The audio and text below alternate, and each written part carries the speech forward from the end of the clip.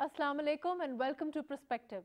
As the JIT findings have finally been made public and the Supreme Court has yet to rule on them by next Monday, we've seen a lot of talk about the resignation of the Prime Minister. On the other hand, we've seen the ruling party, the PMLN, come back and say that there is no question of the Prime Minister resigning because there is no, he has been held accountable for his 3 generations and nothing has been proved against him. We've also heard that, you know, a lot of stuff that the JIT has come up with is based on hearsay. We've also heard that a lot of their investigation and their findings are flawed. Let's talk about all of that today. I have with me Barrister Masroor Shah Sahab, who is our legal expert for today. We'll also be joined by Jan Achakzai Sahab from the PMLN in a bit, but we'll start with you. Barrister Sahab, you know, there is a lot of talk about the findings of the JIT. It is being said that a lot of the stuff that they have come up with, a lot of their findings are based on hearsay. How far do you agree with that? You see, before we dilate upon the intricacies and the contents of the report, let's evaluate and let's explain to the viewers what is the legal status of that report. Right. Whenever an investigation commences, a criminal investigation, right, then the investigation agency, whether it's FIA, whether it's NAB or police, their investigators collect the evidence, right, and make up their mind. Right.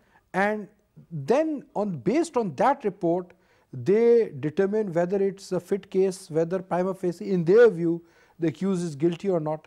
And then the case is sent to the court, and right, the court then sends it to the trial. Right. Now, this is the opinion of an investigation team, the opinion of the investigation officer. And based on that opinion, but in this case, we've already had the trial. No. The trial has not taken place. Right. The trial has not taken place. This is just an investigation. Right. The trial would take place as recommended or pointed out in the JIT report itself. It will be taken place before a competent court. Now, right, that competent court can either be an accountability court.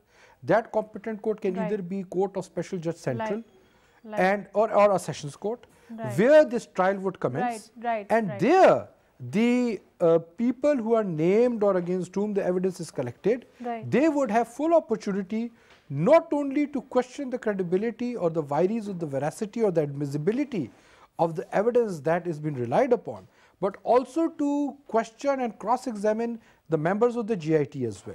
Right. So saying that, in your opinion now, saying that anybody, calling anybody guilty or not guilty based on this report is premature? Yes, this is an opinion of an investigation team. Right. The guilt or otherwise would be determined after a fair trial. Right. And now Article 10 is also in part of the Constitution, right, which enunciates and guarantees a right of fair trial as a fundamental right to every citizen of Pakistan. Right. So what I believe as a student of law, that now that the report of the investigation officer is there, which is JIT in this case, the court can verify or can enable or bestow an opportunity to all those who are named in that to question the veracity or credibility of that by way of a trial. Right. And trial is the right forum where proper documentation would be exchanged, where right, the witness would be cross-examined, and even the defense would have an opportunity to bring their evidence, right, to disprove whatever that is alleged. And on the contrary, JIT would also have an opportunity, or the prosecution would also have an opportunity to bring evidence and to bring further evidence to give credence to whatever stance they have. Right. Let me also go on to Jan Achakzai Sahab from the PMLN. We've also been joined by him and by Liaquat Shahwani Sahab, who's a political analyst. Thank you for giving us your time. Jan Sahab, you know, like earlier we were talking to Barrister Sahab, you know, and he was explaining to us the fact that, you know, both the parties will have the opportunity to argue based on the JIT report. So perhaps asking the Prime Minister to resign is premature? Well, I think let me first clarify this. Today, Prime right, Minister and the Cabinet simply send out a message that he's not going to resign, right, that there is no midterm elections, that his brother Shahbaz Sharif is not abandoning him, that, you know, any other unconstitutional move that the opposition is suggesting is simply not going to happen. It's like a police officer who has conducted an inquiry against somebody who is accused of something, right, simply declaring him as if he has done that crime, and by that he is supposed to be deemed to be convicted, is simply unacceptable. The JIT is just a report, and it's whether it has this incremental evidence that has to be determined by the court of law. Right. Now, just based on what JIT has said, which we have certain reservations which we are going to challenge in a court of law next week when we the three bench resumes the hearing. Based on the finding of JIT, simply would not give any reason for the opposition to demand resignation. But I think they are doing politics on it. They demanded Prime Minister's resignation in 2014, then 15, then 16, and now again 17. So if the wishes were horses, right. They would have been granted. But he has got this mandate from the people of Pakistan, so he simply represent the sovereign, and the sovereign's responsibility is to continue to be the Prime Minister of the country till the next elections. Right. Shavani Saab, coming to you, it is, let's leave the legality of the report on one side, and let's talk about the political side of things for a second. In your opinion, like Jan Saab is saying, the other party should have legally speaking, the other party should have the right to defend itself, and that is going to be the scenario. And the party PMLN has said, and the Prime Minister has said, that they will defend themselves and they will break down the allegations bit by bit, whatever the JIT has come up with. But on the political side of things, consistently, we've seen the opposition demand the Prime Minister's resignation on one pretext or the other from the very beginning. And before the JIT report, this was a demand even before that, particularly in this case where they said that, because this is an investigation and because the Prime Minister in his position is in a position to influence the JIT, therefore he should resign earlier. Well, we've seen that, because of, as the findings have come out, it's quite clear that that influence hasn't been exercised, certainly not in a positive manner. So that seems to have been baseless. How do you see that? Well, when it comes to demand of resignation from opposition party, it's not a new demand. Right. And if you look at the history of Pakistan, particularly in the 90s, Mian Nawaz Sharif himself has always been demanding resignation of Benazir Bhutto Shahid on that time. And also recent history, look at the Yusuf Raza Gilani case, when the contempt of court case, the proceedings were in Supreme Court. So Mian Nawaz Sharif were also demanding resignation of Yusuf Raza Gilani. Same today, opposition is demanding resignation of Prime Minister, and it's I think it's a universal phenomenon in political opposition parties. They keep demanding resignation. So it's I think it's not abnormal. It's something normal practice. You think it's politics? It's normal. Well, it's politics, and politics are all about delivering. When you fail to deliver, so opposition has got its own role. So opposition keep pressurizing, praising the incumbent government, not only Prime Minister, in various cases, the federal minister. So it's something, the rule of the games of parliamentary democratic politics. But this is a unique, this is a different situation in the sense that, there is no corruption, and I think this was said categorically by the Prime Minister, by his family again and again, that there is not an ounce of corruption on the Prime Minister or his family during their tenure in politics, particularly this tenure or the last tenure of his government. But this is about accountability of his 3 generations in politics. That's what we've been hearing again and again. So there is a difference, don't you think? Well, I think when it comes to a leader, a politician, that becomes a public property, and public property should declare when they come in politics, and particularly when they file their nomination papers for becoming a member of parliament. Right. So he has to declare, he or she has to declare his entire assets, his history, any account, particular details. The main reason of declaring these assets are that you are becoming a public property, and you are the person who claim to serve the people, serve the nations, and also serve his own political party. So political leaders, when they announce their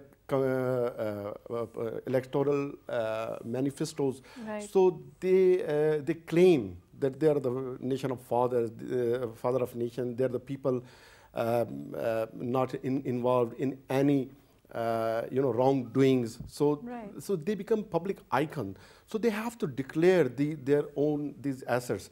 But when it comes to accountability and somebody when probes and when the accusations come that a particular person is not sincere with his actions, he has not revealed entire his assets, is hiding something. So these things generate suspicion.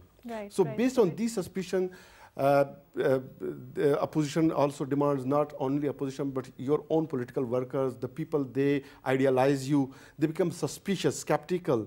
So they keep demanding and they keep discussing and these things. So when it comes to Article 62 and 63, if you look at this, these two articles.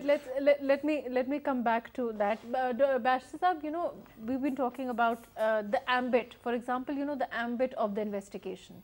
Technically speaking, legally speaking, wasn't the investigation supposed to be restricted to the 13 questions that the Supreme Court had framed? And don't you think that the ambit seems to have been enlarged and gone quite much further than that, specifically to those 13 questions, as far as the report is concerned? The criminal, as far as the principles of criminal jurisprudence are concerned, if an investigating authority or agency is investigating an offence, an alleged offence, and in the course of investigation something else comes up as well, then definitely you can't really stop their hands. You can't say, oh, you were investigating, say, the crime of murder, and in the course of this you found out that a burglary has also taken place. So naturally this is not a good argument, because the prima facie what allegations or what offence now that JIT is alleging is not really of money laundering but of Section 9 of the NAB ordinance, which is keeping assets beyond known sources of income. So definitely legally it will be very difficult for Prime Minister to challenge this on this ground that it was meant for a particular offence, and now in the course of inquiry or in the course of investigation they have alleged now another offence, so they have found some evidence regarding commission of another offence. But just considering the fact that the time frame in which the JIT acted was very limited, therefore the Supreme Court had framed those 13 questions. So you don't think it's irregular that the ambit has increased considerably, and the course of witnesses also, when we've seen the people that they've been the witnesses they've been calling to for investigation also, the list of those witnesses also, it seems to have been quite, in some instances random. That is the domain of the investigation officer, whomever they want to question. They are not really vetted, because witnesses come and testify in the court. They are the people who have certain, JIT believes that they might have certain information, and for extracting information they could have called anybody. And it is also not necessary that in the course of trial all of those who have been called or whose statements have been recorded would actually depose in the court as well. So the scope of the JIT is quite large. Sometimes it even also happens that in an investigation, or like the JIT report, which I normally refer to as report under section 173 CRPC, which in audit terms is called a challan. This is the report of the investigation officer. Sometimes it may cite 50, 60 witnesses, but in the court actually only 10 come and testify. So it depends on the veracity of the court, whatever is stated. Relevant. Normally in the NAB cases that I do, I act as defense lawyer in many NAB cases. A NAB case starts with 10 volumes or 20 volumes of references, but when it comes to the court, it depends who comes to the court, who deposes it, whether it comes to the question of the veracity of the forensic evidence that is recorded or expert opinion. Now that expert has to come to the court and testify, and then naturally the right of cross-examination is also bestowed upon the accused to challenge not only the contents of the expert opinion but the veracity of the expert who is giving it. So Jan Saab, coming to you, there are a lot of issues that the government, the PMLN, the Prime Minister's family have with the JIT report. They have challenged, they have said that they are going to challenge it on many accounts. You know, they say that the ambit has been enlarged. They say that a lot of information is just inaccurate. For example, you know, the fact that the Prime Minister is owning an offshore company is completely denied by the PMLN, and you know, there are a lot of contentions. The fact that, you know, there seems to be a bias also. A lot has been said about this report. What does the PMLN say in your opinion? Well, I think, I mean, we are past that stage. We have simply challenged what they think is the smoking gun. Right. They have claimed that Maryam Nawaz Sahiba is the beneficiary owner of the Nelson and Nescol, right. And their claim is based on what they think. They have got correspondence from the Virgin Island FIA communicating with this law firm. I just forgot Fonseca, Mosaic Fonseca. However, they don't have the original, you know, they've got an institution called what we have it like, right, SACP. Right, so the SACP has to verify whether Jan Achakzai has got a company, whether he is the shareholder, the director, or the beneficial owner. So the Virgin Islands official body is called, you know, SACP. No, the SACP that is supposed to give them, you know, all the details, including the trust that has been put in place by the Maryam Nawaz Sahiba, stipulating that I am not the beneficiary owner, you know, it's Hussain Nawaz and here is the trust. So they would have all the document, and that document they don't have it. This is why what they have claimed is simply from the second sources, you know, from another agency saying that yes, you know, there is the case that Maryam Nawaz. And in fact, they have only asked for authentication of those 2 letters instead of trying to authenticate the information. Yes. This is also one of those you know, that is one contention that we'll be contesting in the court of law. The second is that they have quoted that the money transaction of 12 million dirhams simply did not change hands. B, the old missionary simply did not move through the Dubai port, you know, quoting authorities, the custom authorities in Dubai to Saudi Arabia, you know, back a couple of years, back 3 decades ago, and also the transaction did not take place through the central bank. But you know, the Sharif family never said that it was a Dubai court. Right. They did not ask the other, you know, the relevant authorities. They did not ask, you know, specific questions. They just said that there has been no transaction, there has been no record, sorry, of this transaction back in, you know, 30 years ago, while they did not ask specifically that that company has been liquidated 35 years ago, and then the cash transaction of 12 million you know, dirham. So these are the discrepancies. But you have alleged that the JIT have asked very specific technical questions to which they knew the answers they would get, and therefore they would incriminate the PM and his family.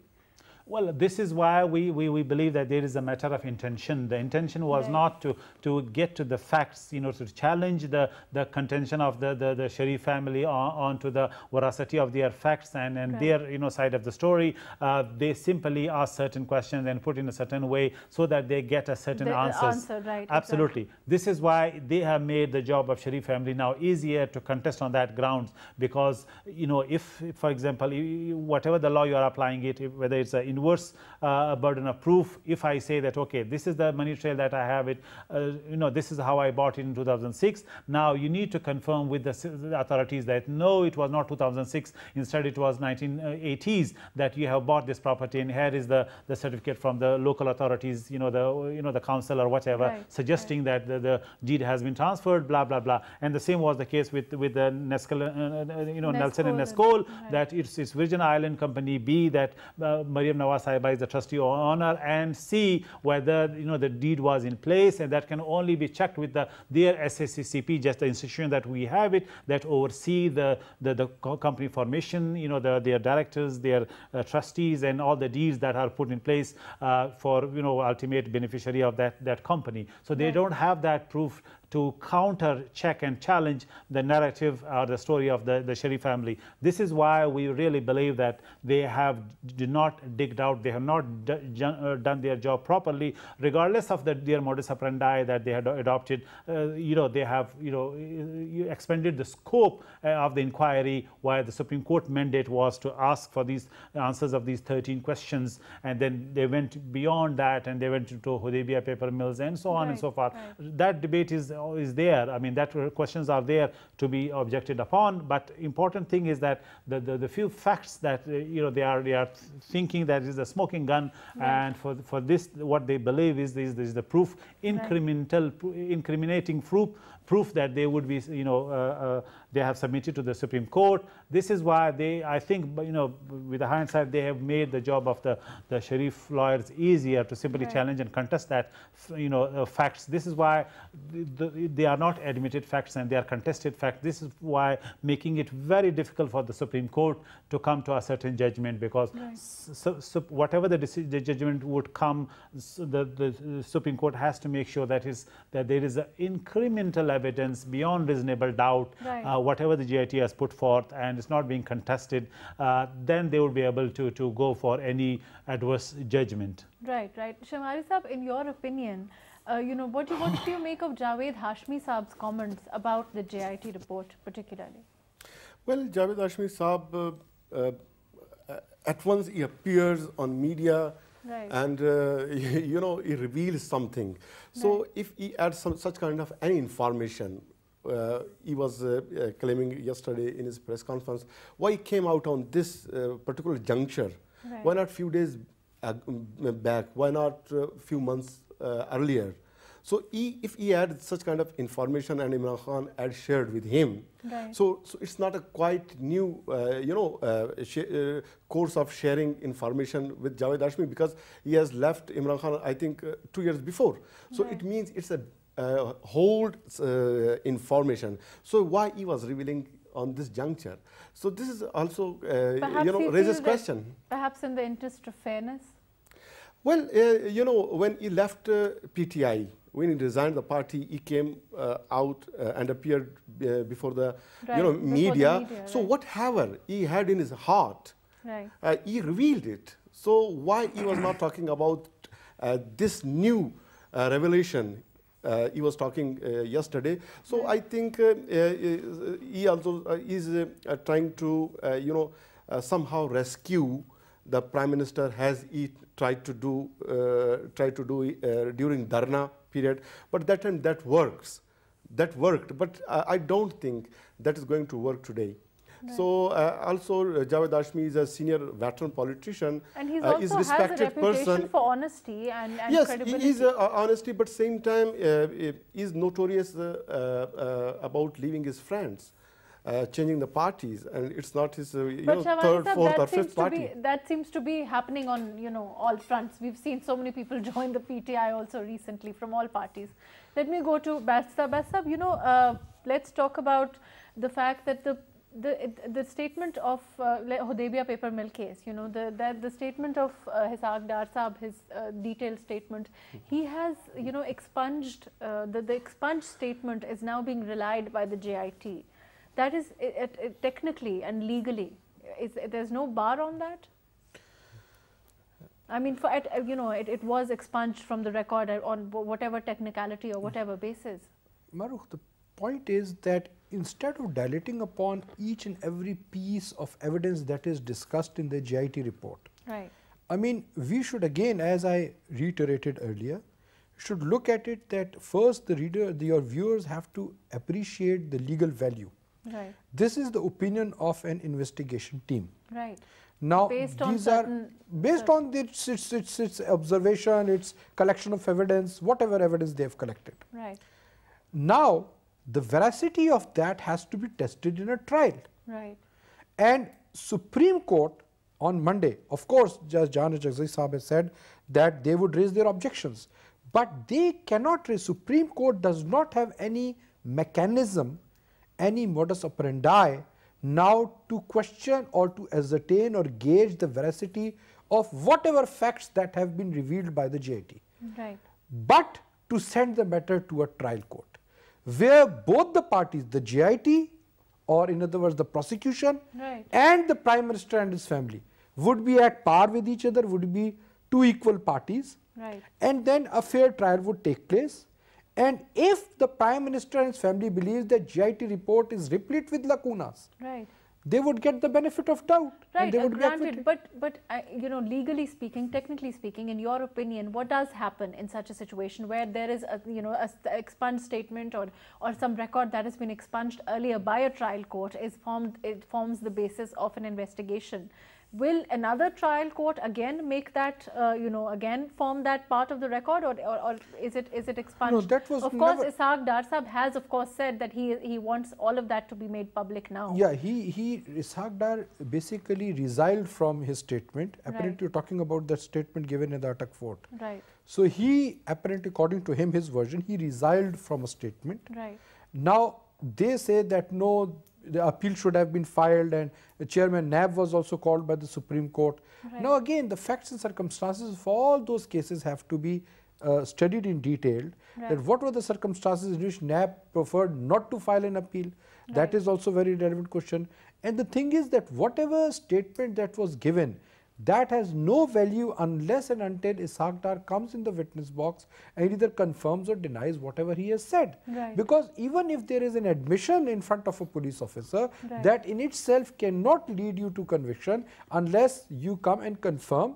And in most cases, or in fact, it is a principle of law that admission before a police officer is not even admissible. Right. But again, as I reiterated earlier, that all these pieces of evidence, I mean, even today, a leading newspaper carried an article where various apparently flaws, according to them, they were highlighted. Right. And if you see some other television channels, they're saying that no, this is a very indicting report and incriminating evidence is there. Right. So there is no point of discussing each and every piece of evidence, because this is the view of a JIT, of an investigation officer.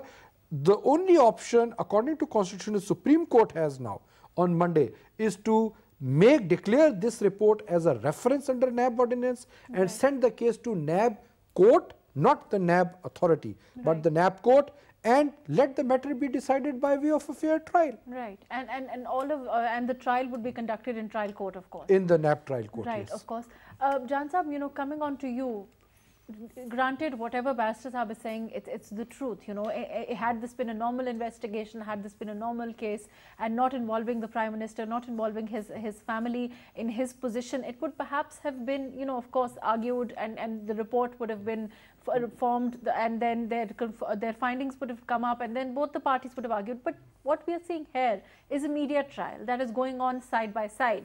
You know, the report comes up and it's flashed all over, and you know, either the Prime Minister is pronounced guilty by some of the channels, and he's pronounced not guilty by other channels. So along with you know, and of course we've seen the Supreme Court come down hard on some a fraction of the journalists, a fraction of the channels for disseminating information that perhaps shouldn't have come out. But in your opinion, you know, when in that kind of a scenario where it's the Prime Minister, his family is involved, where this media trial is also taking place side by side, how does the PMLN how does the PMLN deem to defend itself? Certainly it will defend itself in court also. But of course, their narrative is also coming through from media also, through the media also. Well, definitely, you know, we have got a legal case, we have got a political case, and we have got a moral case. On legal ground, we'll be contesting that, and what our position was about the Panama, about JIT, that is very obvious. I don't want to refer to again. On political basis, we really, you know, believe that it has become a political case, and our opposition want to exploit it, and they want to pronounce us guilty before even the fair trial. On moral basis, you know, simply the mandate is determined by the people of Pakistan, and that has to be respected. And if we have a precedent today, this will be, you know, the 12th Prime Minister of the country who has not completed his term or her term. That is, you know, our negative legacy. We will simply be continuing it, which is not good for this overall system. Whatever the allegations are, I mean, the process has become very controversial. We sent 5 governments in the past on the basis of corruption and malpractices, while, you know, it was a very selective application. Nobody is against accountability and anti-corruption measures, but it has to be across the board. Just because somebody's, you know, easy touch or we are simply making him or her case easier to be a political victim. This is why right, exactly. And if the PMLN and the Prime Minister and his family is not given the right and the adequate time and the adequate forum to defend itself, they will always have that political martyrdom, and this will always be a fact in the political history that they weren't given that time. So to ask for the resignation, like I earlier said, before they are given that opportunity, is perhaps a bad precedent for politics also. Well, definitely, we need to remember there is a base that supports PML Noon, that has right. given them votes, and they are the majority of the people of Pakistan, and by that virtue they are now the ruling government, right. and he is the elected Prime Minister. He represents that sovereign people of the country. So having said that, in the first place, when the Panama issue came up, yes, when it was not part of the court proceeding, we had a political battle fought out by our opposition, and we were responding. But when it was admitted for the hearing, it should have been declared a sub judice, and simply the courts should have banned any public discourse on that through media. That would have allowed a fair kind of commentary whenever we had this hearing. However, by not clamping down hard on both parties or one party, and then as a reaction we have to defend ourselves against these allegations, right. It became a media trial and a very negative publicity for the last 6 months, and then another right. 2 months of the JIT, making it really difficult for the Prime Minister and his family to defend against. So that is why on one hand we had this trial in the court, on the other hand we had this media trial every day lynching the Prime Minister and their reputation. Right. I think that was unfair, that is unfair, and I still expect and we pray that the Supreme Court simply ban any media trial of the case. Is very sensitive, because every negative comment coming out, either it was JIT and then otherwise it was a hearing in the court, was right. used against our opposition, was used against the media. They were the headlines next day, whether it was a Sicilian mafia quote, a phrase, or that was a Godfather phrase. So simply that means you are politically lynching an elected government before right. it is declared guilty. Right, and also coming to Shawani Sahab, also politically it pressurizes the government, and also we've seen the economy show a certain upheaval. We've seen the stock exchange show go down, and we've seen the economy which was on a certain path. We've seen the reports coming on, international reports coming out about our economic growth in the past, and we've seen that recently with this kind of a political upheaval, I would say, targeted upheaval, it seems to have, it will have negative impacts on the economy also. Well, definitely. It happens when there is upheaval, uncertainty. Right. So the stock exchange and entire entrepreneurs, businessmen, they whole feel the shocks. Right. So this uncertainty definitely it endangers your economy. And look right. at the yesterday stock exchange index. It was 2,100 points down. Right. So billions of rupees of investors have been in danger. Right. They are losing their money. So maybe that's why opposition demanding the resignation of Prime Minister. If he resigns, the uncertainty will subside and the things will be normal, perhaps. Or perhaps it will increase. One can't be sure, considering the fact that the PMLN does have a lot of voter base. I mean, it is a popular party. It is a party in power. So we can't say for certain what the political climate can, be like in the future if that does happen. Of course, the Prime Minister has said that he's not resigning. So yes, well, no doubt, PMLN is a popular party, and right. Look at the last 2013 election votes people casted in the favor of PMLN government. But that time there was not Panama, there was not ICIJ, there was not accountability. And don't forget that this accountability is not something which initiated by the government. Right, as it happened in China, Xi Jinping, when he came into power in 2013, right. So he launched a campaign. In that campaign, almost 1 million Chinese officials, bureaucrats, entrepreneurs, a number of people have been convicted in corruption cases. One of the senior veteran member of Politburo of Chinese Communist Party, Lushubao, I think I'm forgetting the name. Right. He has been convicted life imprisonment. Right. So there is a campaign, but it was not a campaign in Pakistan. Government or opposition or court or NAB or FIA or SCCP or any such kind of probing institution has not initiated it itself. Right. It came, internationally. Prime Minister of Iceland had to step down, and also Prime Minister of Pakistan, Nawaz Sharif Sahib himself, when he appeared on television while addressing nation. So he also promised that if something is going, if something proven against me, I'm going to resign. Right. So, so I guess the Prime Minister, of course, like I said earlier, that there is a right to the Prime Minister, to his family, to the PMLN. They as a party, they have a right to see that the Prime Minister, his family can defend themselves, and like they've alleged, they can break down the report, each of its allegations. But let's see what happens in the next few days. But considering the fact that we've seen, in your opinion, as far as the political the political continuation of our political process is concerned, certainly all the surveys that were conducted perhaps even 6 months ago, and I think that showed that PMLN in the lead. And how the situation, we'll see how the situation will change in the next, or if it changes at all. But coming to Barrister Saab, as far as...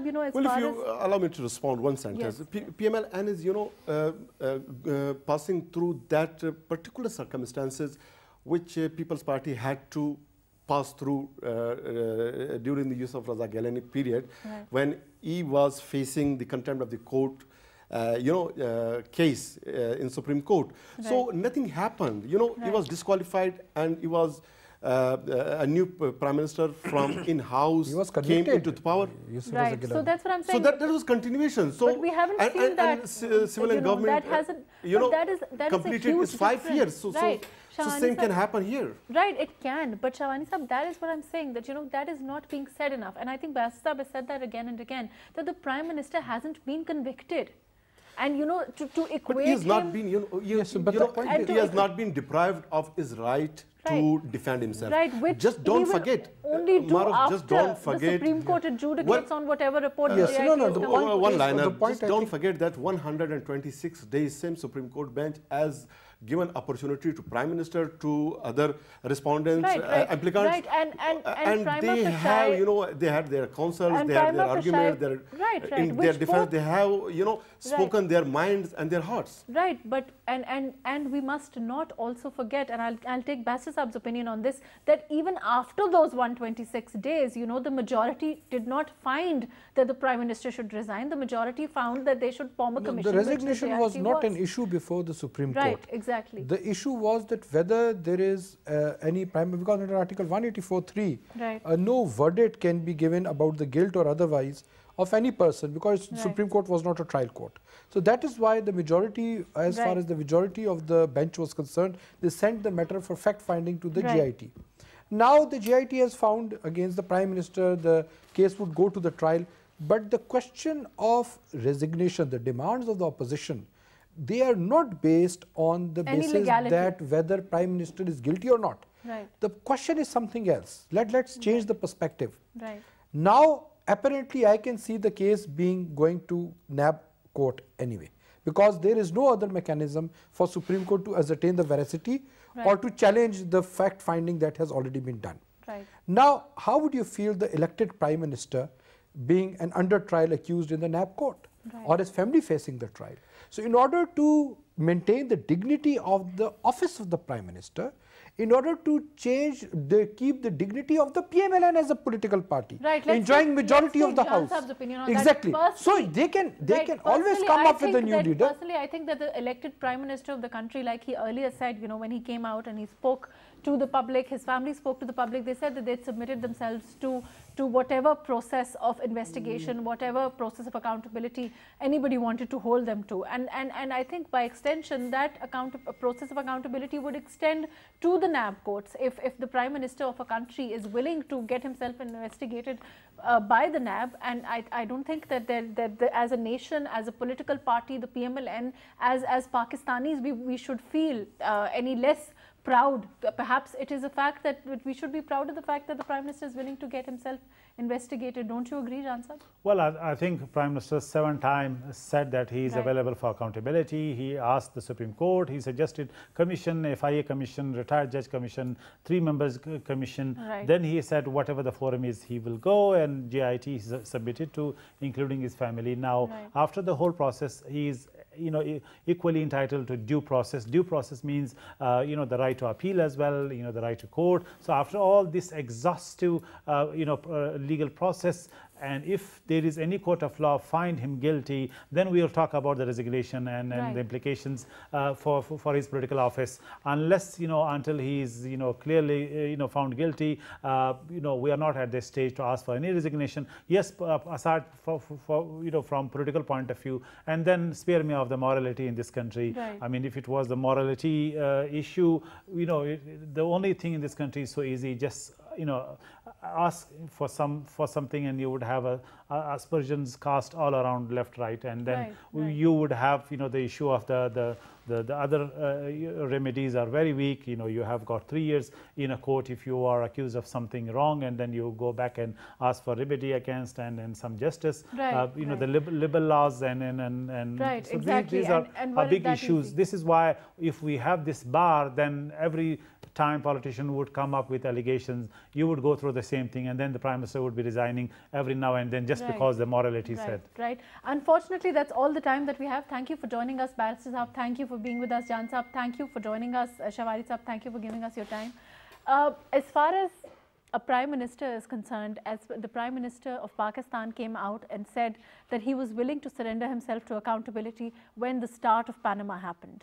He is still today saying that he's willing to surrender himself to accountability. I think as Pakistanis and as part of this country, we should be proud of the fact that the Prime Minister of this country is having the courage, the moral courage, and the political courage at this time to say that, and his family along with him are willing to stand for any sort of political trial, and along with that the media trial that is going on.